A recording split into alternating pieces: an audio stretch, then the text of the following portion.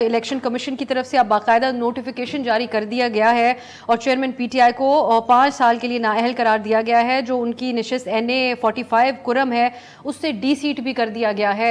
ये जो फैसला है ये तोशा खाना का आया था। इससे पहले उनको 3 साल के लिए कैद और 1 लाख रुपए जुर्माने की सजा सुनाई गई थी। उसी के तनाजुर में अब ये इलेक्शन कमीशन का नोटिफिकेशन है। सेंटर कामरान साहब, ये जो बात तोशा खाना केस के हवाले से भी हम कर रहे हैं, ऑब्वियसली जो लीगल बैटल रही वो तो रही, सियासी तौर पर पीटीआई के जो सपोर्टर्स हैं अब तक ऐसा नजर आता है कि उनके जो ख्यालात का इजहार देखा जाए कि वो तोशा खाना के मामले को इतना बड़ा जुर्म नहीं समझते हैं।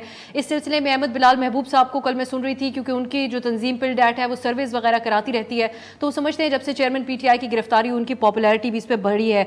आज एक दरख्वास्त इस लाहौर हाई कोर्ट में दायर हुई है जिसमें यह कहा गया है कि इस फैसले के मेयार के मुताबिक आसिफ अली जरदारी साहब, नवाज शरीफ साहब, शायद अब्बासी खाकान अब्बासी साहब और गिलानी साहब समेत ऐसी शख्सियात हैं जिन्होंने तोहफे तो लिए लेकिन फॉर्म बी में जाहिर नहीं किए।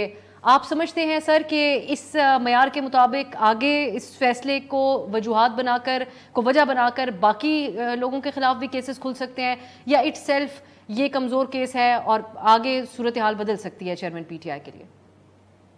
देखिए, मैं आमतौर पे इस केस पे तबसरा नहीं करता।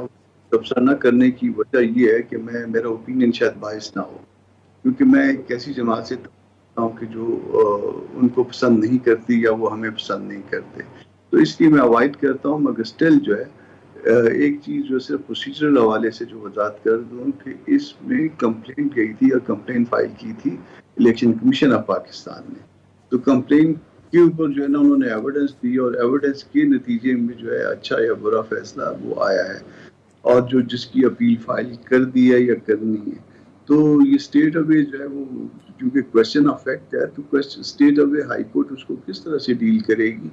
और रिट में मुझे नहीं लगता कि ये केस आपस में मिल सके। हाँ, ये मुमकिन है कि किसी को कोई प्रॉब्लम है और वो इलेक्शन कमीशन जाए और इलेक्शन कमीशन उस पर जो है वो कंप्लेंट फाइल करे, और कंप्लेंट जो है ना वो उसमें अगर इंटरटेन होती है बाय द सेशन जज तो उसके नतीजे में उसको सजा भी हो सकती है या डिसमिसल ऑफ कंप्लेंट भी हो सकती है। दोनों बातें उसमें मुमकिन होती है। तो दो चीज़ों को इसको मिक्सअप करना मेरा ख्याल है मुनासिब नहीं होगा। भले किसी का वीकनेस है तो वो उसके लिए बड़ी अवेल करें।